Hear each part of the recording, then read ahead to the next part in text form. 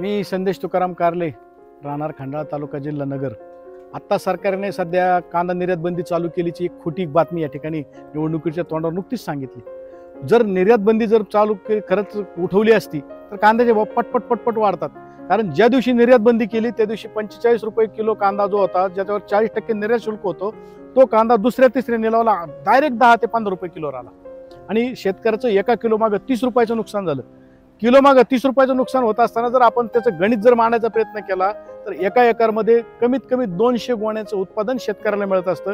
एक गोणी जर आपण किलोवर मोजायला गेलो तर 55 ते 60 किलोची गोणी असते आणि 30 रुपये गुणिले 55 जर हिशोब केला तर 1650 रुपये एका गोणीचा तोटा होतो। आणि एका एकराचं जर 200 गोण्या कमीत कमी आपण जर धरल्या तर 3,30,000 रुपयाचं एका एकराचं नुकसान होतं। माझ्या गावाचा जर हिशोब सांगितला तर माझ्या गावामध्ये सुमारे 200 एकरवरती कांदा असतो। 200 एकर कांदा गुणिले 200 गोण्या जर धरलं तर 40,000 गोण्या होतात आणि 40,000 गोण्या गुणिले 1650 जर केलं तर माझ्या गावामध्ये सुमारे 6,60,00,000 रुपयाचं नुकसान सर्वसामान्य शेतकऱ्याचं झालं। कांद्याची निर्यात बंदी हटवली हा फक्त फतवा आहे, म्हणजे असं आम्हाला काही वाटत नाही की शेतकऱ्याची खऱ्या अर्थाने निर्यात बंदी सरकारने हटवली। जे काय ऐकत होतो ऐकू बातम्या आम्ही पेपरला वाचतो किंवा टीव्हीवर वाचतो, सरकारने आता 5,000 टन ह्या देशांना दिली त्या देशांना दिली। डिसेंबर जानेवारी पासून जी आकडेवारी दिलेली आहे तीच आकडेवारी त्यांनी एकत्र करून आता सर्वस्वी आकडेवारी तीच प्रसिद्ध केली का शेतकऱ्याची ही पूर्णपणे फसवेगिरी करण्यासाठी सरकारने काढलेला हा फतवा। सध्याची परिस्थिती म्हणजे दिवसेंदिवस आहे ना उत्पादन कमी होऊ राहिलं। उत्पादन कमी होत असताना सुद्धा आहे ना त्याच्यात भावाचं आणि निर्यातीचं आणि जे सरकारचे धोरण आहे ते प्रत्येक वेळेस चुकत चाललेली आहे। म्हणजे सरकार हे शेतकऱ्याचं नाहीच आहे, हे फक्त व्यापाऱ्यांचं सरकार आहे। यंदा शेतकऱ्याशी कष्टकऱ्याशी काही घेणं देणं नाहीये। दुधाचे भाव आपण शेतमालाचे भाव जरी पाहिले तरी सगळ्या याच्यात कमतरता आहे। जे उत्पादन खर्च जर पाहिला तर उत्पादन खर्च सुद्धा निघणं मुश्किल झालेलं आहे सध्याची परिस्थिती। जवळजवळ आमच्याकडं कमीत कमी 5 ते 7 एकर कांदा असतो आणि कांदा घेतल्याच्या नंतर आमचं असं असतं की बाबा कांद्यात आम्हाला 2 पैसे मिळतील। 2 पैसे मिळाल्यानंतर आमच्या मुलाचं शिक्षण चालू आहे, मुली लागणार आहेत, माझ्याकडे 2 मुली लागणार आहेत। 10,000 रुपये एका एकराचा खर्च येतोय आणि आमच्या मुलांसाठी जर तुम्ही 10-12 रुपयांनी जर कांदा तुम्ही विकत असाल तर आमच्या मुलाचे लग्न कसे होणार? आमची मुलं काही शिकू राहिले, आमचं कसं होणार? आमचं हे कांद्यामुळं आमचं इतकं मोठं नुकसान झालंय। आमच्या मुली आज लग्नाला आहेत, आज मुलं शिक्षण करतात। 70-70, 80-80 हजार रुपये जर आम्ही खर्च केलाय कांद्याला आणि आमचे जर 7 आणि 8 टन कांद्याच निघले, टेम्परेचर 40-45 टेम्परेचर आहे, 12 ते 14 हजार रुपये काढायचा खर्च आहे, टेलरचा खर्च, वाहतुकीचा खर्च आहे आणि आज मार्केटमध्ये नेतात 12 रुपयाचे पुढे कांदा विकत नाही। तर आमच्या मुलाचे लग्न कसे होणार? आमच्या मुलाचे लग्न काय नाही होत म्हणजे आम्ही आत्महत्येशिवाय आम्हाला काय पर्याय?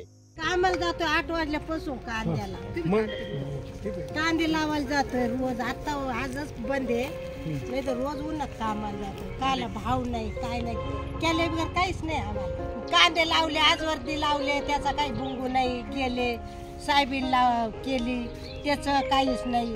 रोज लोकांची मलमजूर करून खातोय आम्ही। दुधाला भाव नाही आणि चारा कोणच्या याचा ते तरी काय करते? वावर आहे 1-1.5 एकर। आता उलचा गुरांना घास केला तर पाणी सुद्धा नाही, जळून गेले सगळं। ते उलचे 2,000 रुपये काय त्याचं ते माहिती ते बंद झाले। आता मोल मंजुरी करून खातो। आता मपल्यासारखेच वय कांदे लावायचं आहे का? हा तरी कांदे लावायला जाते, यांचेच लावले कवर काम बरं। आता सगळ्याला आहे पण मग थोडं तरी उलची मदत पाहिजेच ना। मग नाही काय नाही काहीच आपल्याला कुठं काय करायचं, निजे पोटच भरायचे आहेत ना आपल्याला। ते जरी नाही भरले तर मग काय करायचं? सरकारने आमचा विचारच नाही केला काही, आम्ही त्यांचा विचार करणार नाही काहीचा। कांदा पीक करण्याची जी पूर्ण पूर्वतयारी असते ती समजा जून आपल्या एप्रिल-मे पासून जी चालू होती तर ती पूर्णपणे एक स्टॉकला कांदे याच्यापर्यंत जाते। एकरात कांदे जवळपास जास्तीत जास्त 10 टनाच्या आसपास सरासरी उत्पन्न येतं। एखादा चांगला शेतकरी असला तर त्याला एक 12-14 टन असं निघतं, पण एकंदरीत 70,000 80,000 रुपये एकरी खर्च लागतोय। काळाच्या ओघात मजुरीचे खर्च वाढले, लेबर हे नाही आणि खताच्या किमती वाढल्या, औषधाच्या किमती वाढल्या, मोसमी पाऊस मध्येच पाऊस, मध्येच वातावरणाचे बदल, याच्यामुळे बाकीच्या गोष्टी काही शेतकऱ्याला कोणत्याच याच्यात राहिल्या नाही। मध्येच गारपीट, मागच्या वर्षी गारपिटी झाल्या, पूर्ण गावाच्या गाव कांद्याच्या याच्यात गेले। सर्व या प्रकारचं वातावरणामुळे शेतकरी पूर्णपणे त्रस्त झाला आहे. मी जवळपास 2012 पासून शेती करतो, तो तेव्हापासून दरवर्षी कांद्याचं पीक हे कंपल्सरी करतोय. आपल्याकडे पांढरा कांदा पिकवला जात नाही. आपल्याकडे जो कांदा पिकवला जातो तो प्रामुख्याने लाल पत्तीतला, पुन्हा फुरसुंगी ह्याच प्रकारातला ज्यादा प्रमाणात पिकवला जातो. महाराष्ट्रात पांढरा कांदा पिकवला जात नाही. थोडाफार प्रमाणात केला जात असेल तर सोलापूर वगैरे पट्ट्यातच पांढरा कांद्याचं उत्पन्न येत असेल. शेतकऱ्यांच्या कांद्याचा खर्च दिवसेंदिवस म्हणजे 10 वर्षापूर्वी कांद्याचा रेट हा 1000 ते 2000 ह्याच रेंजला होता. खताची गुणी 800 ते 850 रुपयाला होती. आज कांद्याचा रेट 1000 ते 1200चे, कांद्याची गुणी खताची गुणी 1800 रुपयाला झाली. हा फक्त GST लावून एक शेतकऱ्यांची फसवणुकीचा विषय आणि 10 वर्षापासून शेतकऱ्याच्या खात्याला 15 लाख देणार किंवा कर्जमाफी करणार हा विषय 10 वर्षापासून चाललेला विषय. पण ह्या 10 वर्षात व्यापाऱ्यांना किती कोटीची कर्जमाफी केली याचे हे पण नाही सांगता येणार. आणि शेतकऱ्यांना फक्त आले 1.5 लाख आले, ह्या नियमात नाही, ह्या अटीत नाही, याच्यातच फक्त शेतकरी गुंडाळीत चाललेत. आणि जे आपण समजा उत्पादन शुल्क जो म्हणतो, हा उत्पादन खर्च 10 वर्षापूर्वी कांद्याला येत होता 40 हजार रुपये. त्यावेळेस पण कांद्याचे कमीत कमी 1 लाख ते 1.5 लाख या रेंजमध्ये एकरात पैसे होत होते. आणि आज कांद्याचा उत्पादन खर्च हा 70-80 हजार रुपयावर गेला. आणि कांदे 10 टन जर निघले तर 1,20,000 रुपयाच्या आसपास पैसे होते. 10 टन ह्या वातावरणाच्या याने 10 टन माल कुणाचाही निघत नाहीये. त्यामुळे शेतकऱ्याला ही त्याची जी रोजंदारी म्हणतो ना आपण, जर शेतात बाई खुरपायला आली 300 रुपये रोज घेऊन जाते. पण शेतकऱ्याच्या 4 महिन्याच्या रोजंदारीचा जर हिशोब केला त्याला 50 रुपये सुद्धा रोजंदारी पडत नाही. त्यांनी त्याच्या बायका, पोरं किंवा त्याचं वैयक्तिक दवाखाने असतील, मुलांचे शिक्षण असतील, हे करायचे कसे? आज शेतकऱ्यांची अशी परिस्थिती झालेली आहे, कमीत कमी 50% शेतकरी हे शेती विकण्याच्या मार्गावर आहे. शेती विकून जर तुम्हाला 300 रुपये रोजानी जर MIDC साठी किंवा व्यापाऱ्यांसाठी जर कामगारच लागत असतील तर तुम्ही शेती करू नका. हे आधीच सांगा ना डायरेक्ट शेतकऱ्यांना. शेती विकायची वेळ कशाला आणता त्यांच्यावर? शेती विकून जाण्यापेक्षा तसेच तुम्ही 300 रुपयाला लागतायत तर तसे न्या ना तुम्ही.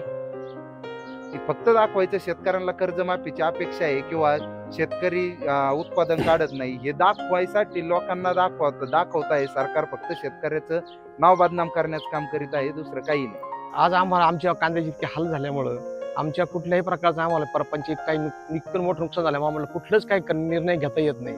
आम्हाला आमचा कृषी मंत्री कोण हे सुद्धा आज आम्हाला माहीत नाही. ही निर्यात बंदी जर नसती तर आज आमचा कांदा कमी 40-45 रुपये गेला असता. 2 पैसे आम्हाला मिळाले असते. आमच्या मुलींची लग्न झाले असते. माझे मुलं शिक्षण करतात. आम्हाला दुसरा काही सोर्स नाही. माझ्या घरात कोणी नोकरीवाले नाही आहेत. आमच्या दुधाकडे थोडंफार दूध येतं, ते दुधाचा फार खर्च खूप वाढलाय. 20 आणि 22 रुपयाच्या पुढे दूध जात नाही. आणि आम्ही अशा लोकांनी, आम्ही शेतकऱ्यांनी आत्महत्याशिवाय आमच्याकडे काही पर्याय राहिला नाही. आमच्या मुलाबाळाचं कसं होईल? आणि निर्यात बंदी गेल्यामुळे आमचं जर 40-45 रुपये भाव झाला तर आमच्या मुलाचे लग्न झाले असते आज. आणि हे सगळं चुकीचा निर्णय घेतात. आम्ही उत्पादकाने असा काय अन्याय केलाय बुवा? तुम्ही फक्त उत्पादकाचं पाहता, तुम्ही जर खाणारच पाहता असेल किंवा तुम्ही समजा निर्यातीचं नुकसान करून जर खाणारच पाहता असाल तर शेतकऱ्याचं कोण वाली आहे या देशामध्ये? आमचं कोणीतरी वाली व्हा ना. वाली होऊन आमच्यासाठी तुम्ही काहीतरी केलं पाहिजे. आमच्या कांद्याची निर्यात बंदी उठवली पाहिजे. आमच्या कांद्याला किमान 45-50च्या पुढे भाव मिळाला पाहिजे, ही आमची शेतकऱ्यांची अपेक्षा आहे. आमचं हे सगळं व्यापाऱ्याचा विचार करूनच सरकारने काही निर्णय घेतोय. आमच्या शेतकऱ्याचा पूर्णपणे यात म्हणजे 100% तोटा आहे. महाराष्ट्रातला शेतकरी म्हणजे परिस्थिती अशी, गेल्या पूर्ण मागच्या वर्षाचा विचार केला सरकारने जे काही काढलंय पूर्णपणे मागच्या वेळेस लाल कांदा ज्या वेळेस तयार झाला, लाल कांदा तयार झाल्यानंतर त्यांनी काय केलं, BJP सरकारने इथं फार्मर प्रोड्युसर कंपन्यांमार्फत लाल कांद्याची खरेदी केली, सरकारी खरेदी.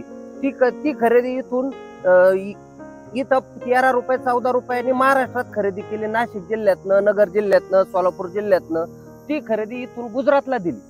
गुजरातला एका फार्मर प्रोड्युसर कंपन्याला, म्हणजे त्यांचे जे कंपन्या असतील त्यांना 29 रुपयांनी त्यांनी घेतली. ते त्याच्यानंतर तिथून पुढे 70 रुपयांनी, 80 रुपये, 90 रुपये जी काही बाहेरच्या देशात कांदे पाठवले तर त्यांनी ह्याप्रमाणे त्यांच्या स्वतःच्या मर्जीतल्या लोकांना हे देऊन निर्याती काढली. आणि त्याचप्रमाणे त्यांनी आजही पांढऱ्या कांद्याची जी बंदी काढली, इथंही प्रकार तोच आहे.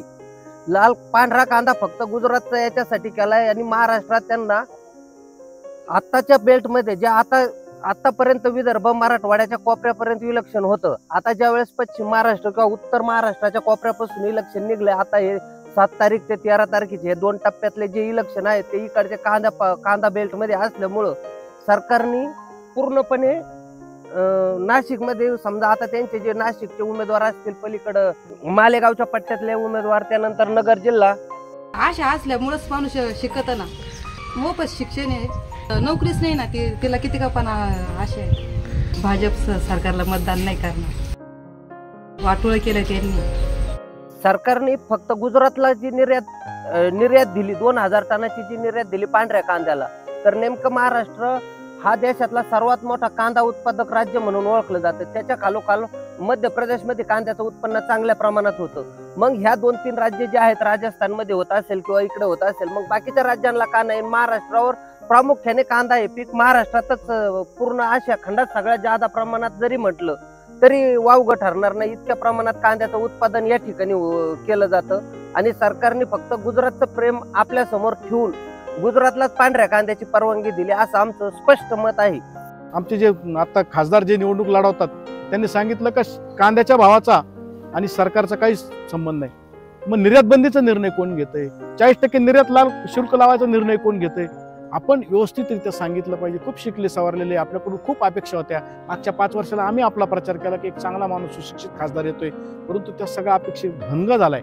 त्यामुळं भारतीय जनता पार्टीच्या सरकारच्या मध्ये अतिशय रोष सर्वसामान्य शेतकऱ्यांमध्ये आहे आणि तो निश्चितप्रमाणे या ठिकाणी शेतकऱ्यांनी दाखवल्याशिवाय राहणार नाहीत. कांदा जर साठवून ठेवायचा म्हणलं, निर्यात बंदीचा जर निर्णय घेतला तर अत्यंत वाईट परिस्थिती. सोयाबीनचं जर आपण परिस्थिती घेतली तर तीच आहे. 2-2, 3-3 वर्षाचं सोयाबीन लोकांनी साठवून ठेवलं. 6200, 6300 पर्यंत असणारा भाव आज 4-4.5 रुपयाच्या पुढे जायला तयार नाही, इतकी वस्तुस्थिती. आणि आयात करायचं, सरकारचे सगळे धोरणं हे शेतकऱ्यांच्या विरोधामध्ये आहेत. त्यामुळे सर्वसामान्य शेतकरी हा जागा झालाय आणि ह्या सरकारला हा झटका दाखवल्याशिवाय सर्वसामान्य शेतकरी राहणार नाही. जय हिंद, जय महाराष्ट्र.